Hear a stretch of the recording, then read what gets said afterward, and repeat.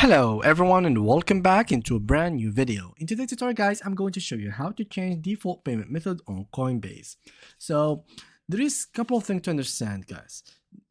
There is not such a thing as a default payment method. There is different payment method that works for different purposes.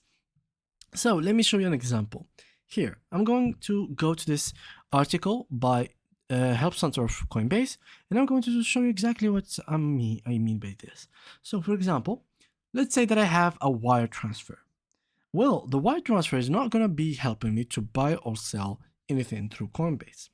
But let's say, for example, I have a bank account which I would like to do an instant cash out. Well, it only helps you to make a cash out, not add cash or buy anything within the application. The second thing, let's say that you want to do, for example, Samsung Pay or Google Pay.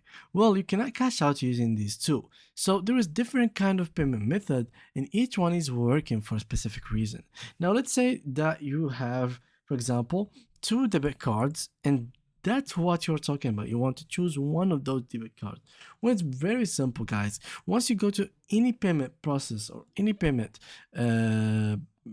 points in the payment in the process of the like checkout or anything like this, when you try to buy something through the application, it's gonna be telling you which card to choose. So there is not such a thing as a default payment method within the application.